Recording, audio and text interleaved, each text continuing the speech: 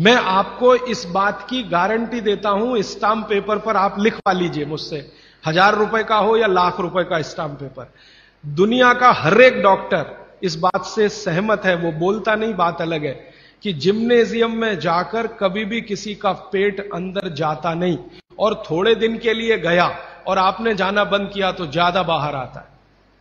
और मैंने जब वो जा रहे थे तो पूछा, आपको भारत में कौन सी चीज सबसे अच्छी, तो उनका ये जो रोटी है गोल, ये सबसे महत्वपूर्ण वस्तु है जिसकी वैल्यू हमारे लिए सबसे ज्यादा है, क्योंकि हम जानते नहीं ये कैसे बनती है। इसका मतलब है दुनिया के दूसरे देशों को नसीब नहीं है। तो आप समझ लीजिए कि आपके पास कितनी वैल्यूएबल चीज है गरम रोटी, और उसको आप छोड़कर ठंडी करके खाएं, तो ये आपका दुर्भाग्य है, सौभाग्य नहीं। मैंने एक सिंपल कैलकुलेशन किया था कि पाव रोटी बनने के बाद और खाने तक 90 दिन निकल जाते। हमारे आयुर्वेद शास्त्र में बागवट जी कहते हैं कि पिसा हुआ आटा, वो ये कहते हैं कि 15 दिन से ज्यादा पुराना कभी भी मत खाना, 15 दिन मैक्सिमम, वो भी गेहूं के लिए। ये चना और मक्की और ज्वारी, इसके लिए तो 7 ही दिन कहा उन्होंने। तो अब आप बोलेंगे जी ताजा आटा कहां से लाएं? चक्की है, जिंदाबाद। हिंदुस्तान में हजारों लाखों वर्षों से आटा ताजा बनाकर रोटी बनाने की परंपरा है कि नहीं? जो माताएं यहां बुजुर्ग हैं, इन्होंने अपना गांव देखा होगा, अपने गांव के घर की चक्की देखी होगी, और हमारे घरों में ये जो चक्की चलाने का काम माताएं करती रही हैं, किसी को भी सिजेरियन डिलीवरी नहीं हुई है। चक्की चलाने वाली माताओं के पैरों में दर्द नहीं है, चक्की चलाने वाली माताओं को कभी भी कंधा नहीं दुख रहा है, गर्दन नहीं दुख रही है, नींद अच्छी आ रही है, डायबिटीज नहीं है, हाइपरटेंशन नहीं है, ब्लड प्रेशर नहीं बढ़ा है, 48-50 बीमारियां नहीं है। और जो माताएं पिसा हुआ आटा ला रही हैं, कैप्टन कुक, आईटीसी का, उनके घरों में डायबिटीज भी है, अर्थराइटिस भी है, हाइपरटेंशन भी है, ये भी है वो। हम जब चक्की चलाते हैं तो एक दिन चला के देखिए तो आपको समझ में आए, सबसे ज्यादा दबाव पेट पे पड़ता है। और मां के पेट में एक एक्स्ट्रा ऑर्गन है जो पिता के पेट में नहीं है, जिसको गर्भाशय कहते हैं। और गर्भाशय के बारे में आयुर्वेद के सारे रिसर्च और आधुनिक विज्ञान के सारे रिसर्च ये कहते हैं कि ये गर्भाशय के आसपास के एरिया में जितना हलन चलन हो उतनी इसकी फ्लेक्सिबिलिटी है। फ्लेक्सिबिलिटी माने मुलायमियत, ये हमारे गर्भाशय का सबसे बड़ा गुण है। तब मेरे समझ में आया कि जो माताएं नियमित रूप से चक्की चला रही हैं उनको सिजेरियन डिलीवरी नहीं हो रही है, क्योंकि गर्भाशय की इलास्टिसिटी मेंटेन है, तो आसानी से बच्चा बाहर आ रहा है बिना किसी ऑपरेशन के। तब मुझे ध्यान आया कि हमारी जो पुरानी माताएं हैं उनके 8-8, 10-10 बच्चे होते थे, कभी सुना नहीं कि सिजेरियन। वो दाई आती थी गांव की, जो एमबीबीएस नहीं है, एमडी नहीं है, एमएस नहीं है, और बच्चे करा के चली जाती थी, ऐसे ही जैसे दाल पका के कोई चला गया या चावल पका के कोई चला गया। हां, ऐसे होता है। और आयुर्वेद तो यहां तक कहता है कि मां का गर्भ 7वें महीने तक चक्की चलाने की अनुमति देता है। मां को 7वें महीने तक चक्की चलवाई जा सकती है, 8वें महीने में नहीं, फिर उसको बंद कर देना अच्छा है। और उतने 7 महीने की चक्की आपके लिए पर्याप्त है कि वो बच्चा बिना सीजर के हो।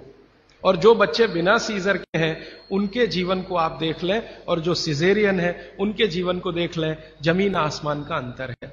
सीजर बच्चे ज्यादा बीमार हैं, समय समय पे बीमारियां हैं। जो बिना सीजर हैं वो सब स्वस्थ हैं, दुरुस्त हैं, तंदुरुस्त हैं। ब्रेन का डेवलपमेंट भी उनका अच्छा है, लॉजिक को डेवलप करने की कैपेसिटी, कल्पनाशीलता उनमें दूसरे बच्चों से ज्यादा है। तो अब आप इसको अपने जीवन में कैसे उतारेंगे इस सूत्र को? अगर संभव हो तो एक एक चक्की ले लीजिए, संभव हो तो। इससे कई फायदे हैं। आपको सबसे बड़ा फायदा तो यह है कि अगर आपको एक्स्ट्रा वेट है और आप उसको लूज करना चाहते हैं, 15 मिनट सुबह अगर आपने चलाया, 3 महीने बाद आप देखना 12 से 13 किलो वजन कम होगा आपका, सिर्फ 15 मिनट की चक्की। रामदेव जी चक्की चलवाते हैं कि नहीं? आप चलाते हैं कि नहीं? लेकिन वो चक्की चलाते हैं जिसमें कुछ होता ही नहीं है, ऐसे ऐसे चलवाते हैं कि नहीं? तो असलियत में ही चला लो, कुछ तो आटा तो मिलेगा।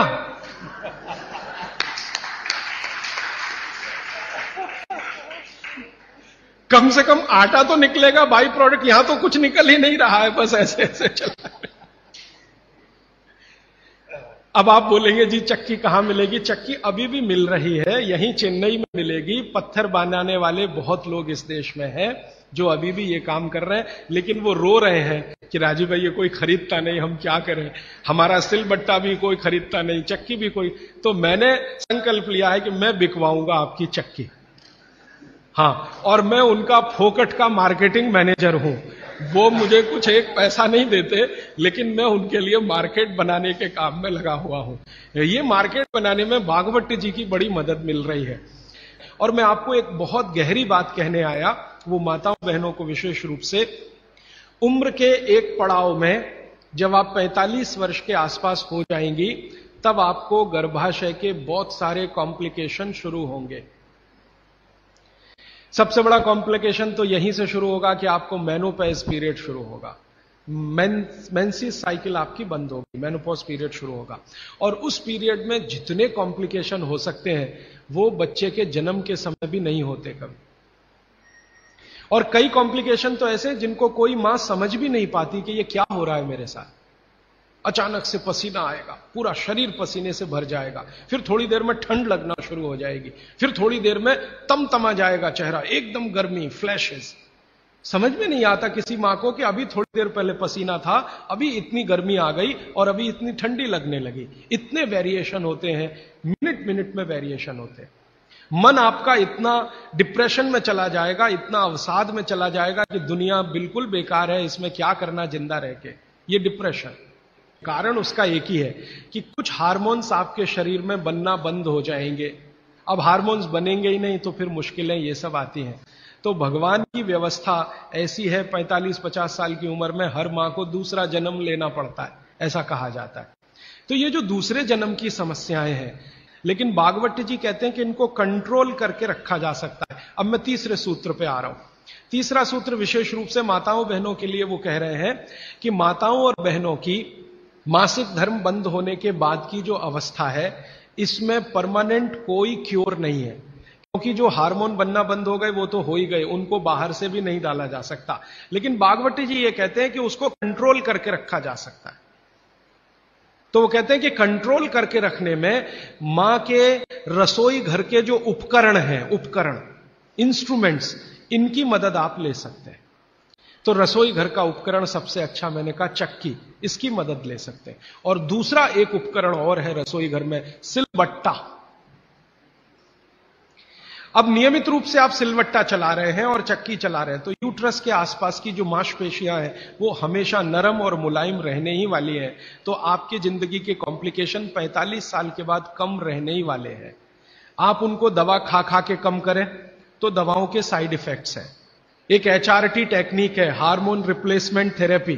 ज्यादातर माताएं उसमें जाती हैं 45-50 साल की उम्र में, हाथ जोड़कर विनती है कि कभी ना जाएं। और अगर आप गए उसमें तो आपके वजन को कोई भी दुनिया का भगवान नहीं बचा सकता बढ़ने से, बढ़ेगा ही। क्योंकि हार्मोन रिप्लेसमेंट थेरेपी में जो मेडिसिन है वो सब मेद बढ़ाने वाली है। मेद माने शरीर में एक्स्ट्रा वेट बढ़ाने वाली। तो 15 मिनट की चलाइए ना सवेरे सवेरे चक्की, 15 मिनट से ज्यादा जरूरत नहीं है। तो 3 सूत्र अभी तक मैंने आपको भागवत जी के बता दिए।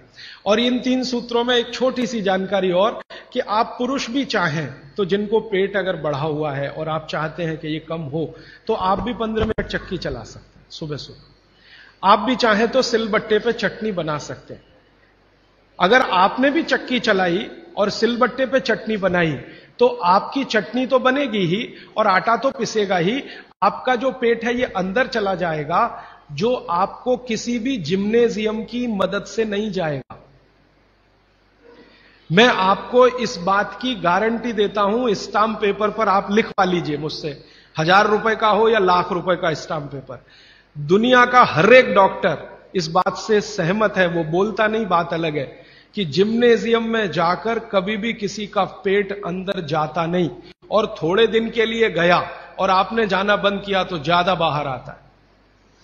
जिम्नेजियम की सभी मशीनें ज्यादा स्पीड वाली हैं और चक्की और सिलबट्टा ये स्पीड कम है, धीरे धीरे धीरे धीरे। हमारी जो तासीर है वो कम स्पीड वाले उपकरणों के साथ ज्यादा है, क्योंकि हम गर्म देश में रहते हैं। गर्म देश के लोगों में आप जानते हैं स्वाभाविक रूप से वायु का प्रकोप ज्यादा होता है शरीर में। ये कल मैं और इस विस्तार से बात करूंगा। अब वायु का प्रकोप ज्यादा है तो हर चीज ऐसी करनी चाहिए जो धीमे हो। ज्यादा तेज करेंगे तो वायु और बढ़ेगी। इसलिए यहां के जो डांस है ना, उनके स्टेप्स, जैसे भरतनाट्यम, जैसे कथक, कथकली, ओडिसी, कुचिपुड़ी, ये सब डांस के स्टेप आप देखो स्लो है। ज्यादा ठंड के देशों में क्या होगा कि वायु बिल्कुल उल्टी स्थिति में होती है, बहुत ही कम होती है शरीर में, और पित्त और कफ बहुत बढ़े हुए होते हैं। हमारे यहां आजकल एक फैशन आया, मॉर्निंग में दौड़ो। दौड़ना नहीं है, चलना है। चलने और दौड़ने में अंतर आप समझते हैं। दौड़ने में ऊर्जा बहुत शरीर की, गर्मी बहुत शरीर की बढ़ेगी और वात को बढ़ाएगी। वात बढ़ेगा तो ये घुटने बहुत जल्दी आपके थकेंगे। आप देख लो, जितने हिंदुस्तान के रनर है ना, रनर 100 मीटर दौड़ने वाले, 200 मीटर, 35 साल के बाद किसी के घुटने काम नहीं करते, सब बैठ गए। मिल्खा सिंह को मैं मिला हूं, वो कहते हैं यार उस समय जो मैं दौड़ गया ना, अब पता चल रहा है कि उसका क्या असर।